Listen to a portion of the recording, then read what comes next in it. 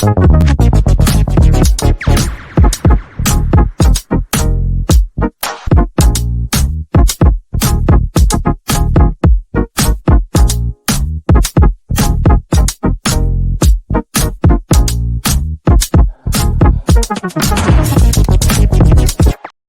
everybody, Russ and the West Ham Network. Hope you are all safe and well. Hopefully, you got over VAR. We've got 10 days without West Ham playing a game. So hopefully we can get some transfer stuff done. But it's Hammers Headlines in association with the KUMB.com, boys. Check them out. The latest ITK news, fans, forums, all that good malarkey. 3 stories, 3 stories pour vous. One transfer-related story, one Afcon-related story, and also one squad-related story. So let's start with the squad-related story, shall we? Let's talk about this man, wherever he is. There he is. Let's talk about this man, Ben Johnson. Ben Johnson, the talk of the town at the moment, and according to Clarence, who particularly, and Sean obviously tweeted it as well. Ben Johnson is set to be offered a new deal. Until now, the club have been ready to let him go in January, with his contract set to expire in the summer and below par performances. But I'd say the last 3 or 4 times he's been, he's come on, he's done really well, and because of that, the club have now decided they can't allow him to move on in the present circumstances, and his performance have been called upon. Recently have been really, really good. I mean, to show his versatility, obviously Moyes sent him on yesterday as a midfield substitution, and a substitution which raised a lot of eyebrows because we were chasing the game and we brought on a defender. But he was excellent. He was excellent, and he looked probably the best player on the pitch when he came on, and the commentary was saying, "Oh my God, Ben looks like a midfielder." So quite a reallocation of him, of his skills, really. It's a position he isn't alien to, though. His former academy coach, Mark Phillips, did say that when he first started working with Ben, he was actually a central midfielder, and it was their decision to move him more into a defensive role, more to right back and centre back or back 3, which is what he played for the academy. So maybe he should have just stayed. Maybe Mark, you should have just kept him there. Maybe she just kept him there. We'd have maybe have another Declan Rice on our hands at that time. But it was one of his best games for a long time. We know the club and Ben's representatives has been in a sort of a dialogue for a new deal for a while. Obviously, we never really. I mean, this has taken over 2 years. 2 years ago he wasn't going to sign a new deal, and we activated the new sort of contract extension, similar to what we're doing with Vladimir Sufa at the moment. And so that was for another 2 years. His agents now, apparently, they were discussing terms earlier in the season, looking around £60,000. Reported 60 grand a week for Ben, with a belief that he's very much in the first team squad. The club originally balked at that, hence the standoff. But apparently, he's due to be offered a new deal. Whether Ben accepts it is another thing.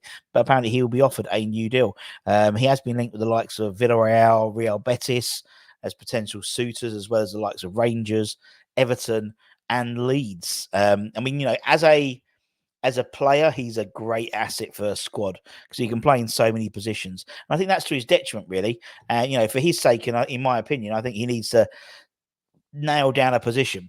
As I said, he likens me to someone like Ashley Maitland-Niles, playing lots of defensive positions, playing across the back 4, and then he plays central midfield, and that was his preferred position. And maybe it could be a case of Ben. It could be Ben's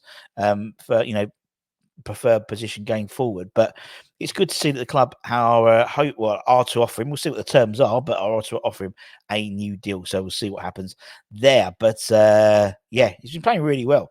It was a shining light from yesterday.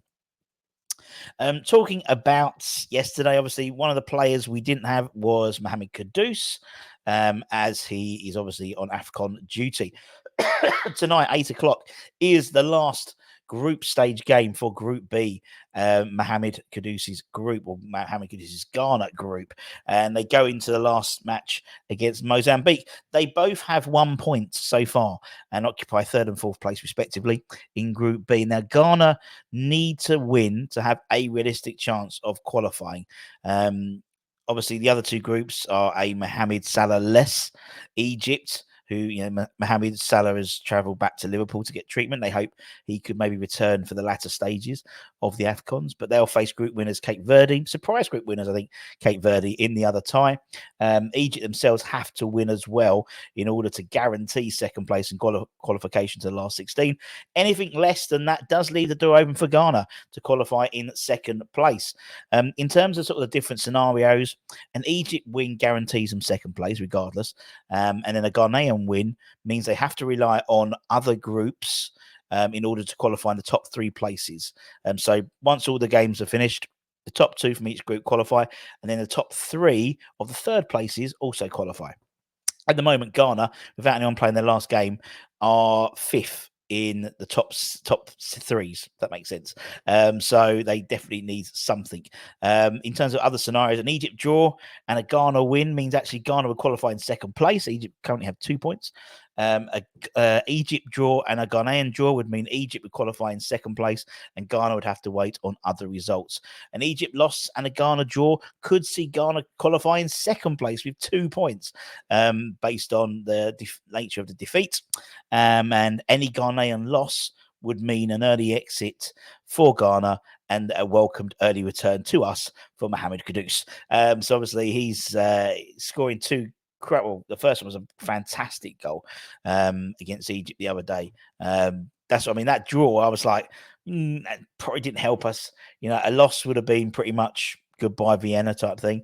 But we'll see. We'll see what happens. They kick off at 8:00 tonight. There's 5:00 Group A's. They don't really affect us because third place in that group is, I think, Nigeria, and already have 3 points. So they're one of the group. I think they're the top of the third place groups already, if that makes sense. So yeah, can't see much happening with that one affecting our game. Or our game was in Ghanaians qualification. That'll be 8:00. We'll find out what happens. And lastly, one of the players we've been linked with a lot of left wingers, and one of them we've been linked to quite heavily is Wilfried Gnonto.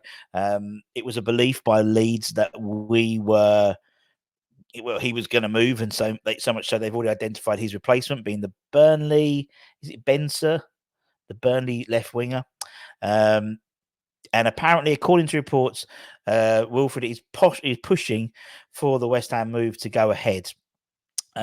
We know the likelihood is we'll never see maybe Saeed Benrahma in a West Ham shirt again, having been suspended. Obviously, he served his first match ban yesterday, but because of the way the fixtures are sort of falling out, he's going to be suspended for the Bournemouth game on the Bournemouth game on the 1st, and it will be the Man United game on the Sunday. Is it Man United on Sunday? I can't be.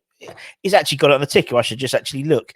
So yeah, he's going to be banned for those 2 games because it's a 3-match ban. Obviously, Vladimir Sufa will also already be banned for the Bournemouth game as well. So we might never see Saeed Benrahma in a West Ham shirt again. Obviously, several clubs linked with him.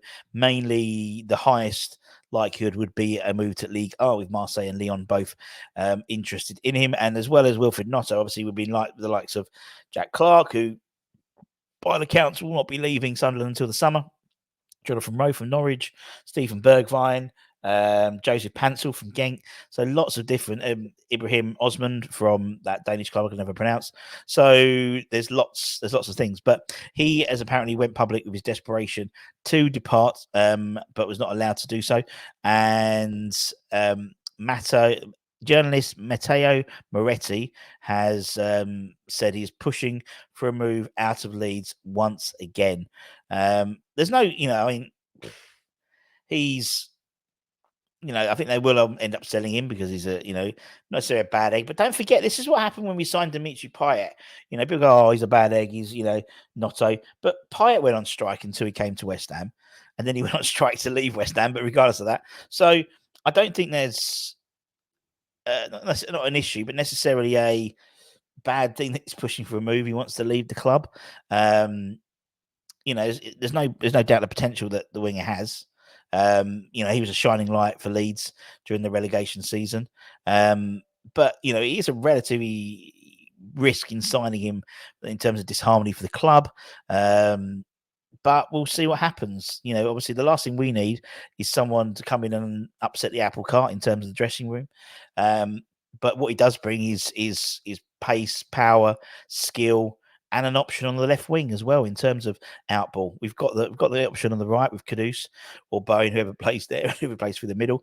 But we haven't really got one on the left hand side with Lucas Paqueta playing as the left sided side, forward.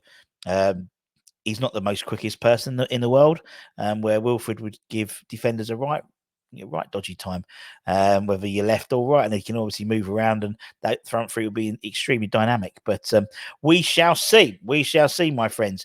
Anyway, that's it. Take care. Stay safe. Stay warm. Stay humble. Don't forget to check out newsandrubberbrown.com for all your latest fans forums, ITK news. It's all there in one place for you. Take care. Stay safe. Stay warm. Stay humble. Make sure you batten down the hatches. This wind is bad, and I'll see you guys very, very soon. Bye-bye.